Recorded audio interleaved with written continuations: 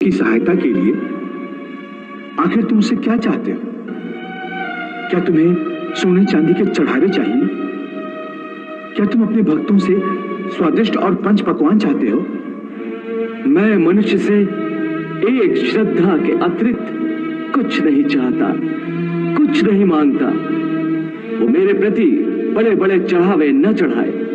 सोना, चांदी, घी, चंदन और पकवान के चढ़ावे मुझे नहीं चाहिए।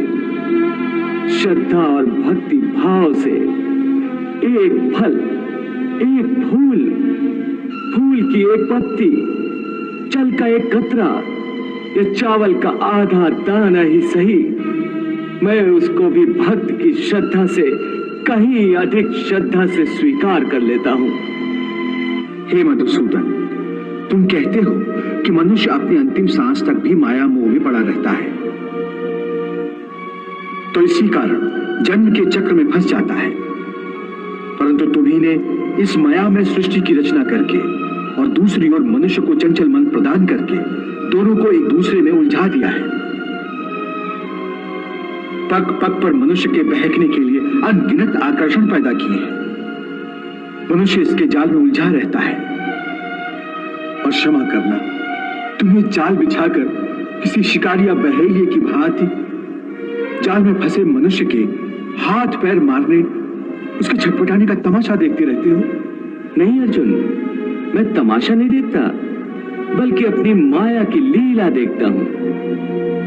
फिर भी केवल निहारते ही रहते हो ना, सहायता तो नहीं करते कि बेचारा प्राणी इधर उधर भटक रहा है, रास्ता भूल पड़ा है। तुम्हारे मन में बेचारे मनुष्य की सहायता करने का विचार कभी नहीं आता कि आगे बढ़कर उसका हाथ थाम लो, उससे सच्चा रास्ता दिखाऊं? बिल्कुल आता है, और मैं मनुष्य की सहायता भी करता हूं। परंतु कब कब करते हो तुम उसकी सहायता? मैं तो देख रहा हूं कि तुमने कर्म का विधान बना दिया है, जन्म मरण का चक्र चला दिया है और इस चक्रव्यूह में मनुष्य को फंसा दिया है। ये तो कोई बात नहीं हुई, ये तो कोई सहायता नहीं हुई। मैं सहायता अवश्य करता हूं।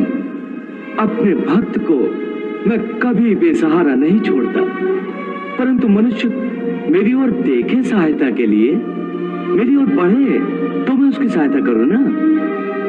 परंतु वो मेरी ओर बढ़ने के बजाय अपने अहंकार में डूबा रहता है, अपने बाहुबल के घमंड में पड़ा रहता है। वो तो इस भ्रम में पड़ा रहता है कि संसार में उससे बढ़कर कोई नहीं है। वो तो केवल अपनी बुद्धि और अपने बल पर ही भरोसा करता है। अपने बाहुबल पर उसे अपने परमात्मा से भी अधिक विश्वास होता है।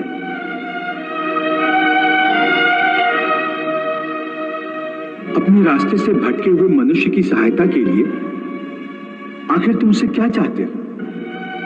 क्या तुम्हें सोने चांदी के चढ़ावे चाहिए? क्या तुम अपने भक्तों से स्वादिष्ट और पंच पकवान चाहते हो? मैं मनुष्य से एक श्रद्धा के अतिरिक्त कुछ नहीं चाहता, कुछ नहीं मांगता। वो मेरे प्रति बड़े बड़े चढ़ावे न चढ़ाए। सोना, चांदी, घी, चंदन और पकवान के चढ़ावे मुझे नहीं चाहिए। श्रद्धा और भक्ति भाव से एक फल, एक फूल, फूल की एक पत्ती, जल का एक कतरा या चावल का आधा दाना ही सही, मैं उसको भी भक्त की श्रद्धा से कहीं अधिक श्रद्धा से स्वीकार कर लेता हूं। पत्रम पुष्पम फलम तोयम यो मे भक्त्या प्रयच्छति तद अहम भक्ति उपहृतम अश्नामि प्रयतात्मनः। अरे इतना भी ना हो सके तो श्रद्धा या भक्ति का एक आंसू ही सही, मैं उसे भी कबूल कर लेता हूं। श्रद्धा में डूबे उस एक आंसू में मेरा सारा अस्तित्व सराबोर हो जाता है। भक्ति अथवा पश्चाताप का ये आंसू चाहे लाखों पाप करने के बाद अंतिम क्षण में क्यों न बहाया गया हो, मैं उस अनुपम भेंट को भी स्वीकार कर लेता हूं और मनुष्य के सारे पापों को उस आंसू से धोकर उसे नवजात शिशु की तरह निष्पाप कर देता हूं, उसका कल्याण करता हूं, उसे मुक्ति देता हूं। केवल एक फल, फूल या पत्ते को अर्पण करने पर ही मुक्ति दे देते हो? फिर कर्म विकर्म, पाप पुण्य, धर्म विधान सब यूं ही रह जाते हैं। ये धर्म, ये विधान और उसके सारे सिद्धांत तो चंद्रमा और अनगिनत तारों की भांति होते हैं, जो अधर्म और अज्ञान के अंधकार में झिलमिलाते रहते हैं।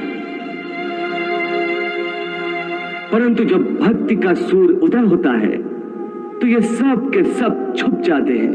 अर्थात भक्ति का स्थान इतना ऊंचा है कि धर्म भी उसके सामने तुच्छ हो जाता है। हाँ, परंतु आसक्ति से रहित भक्ति, जिसके लिए किसी पंडित प्रवचन, किसी पूजा सामग्री की कोई आवश्यकता नहीं। हाँ, केवल एक शर्त है।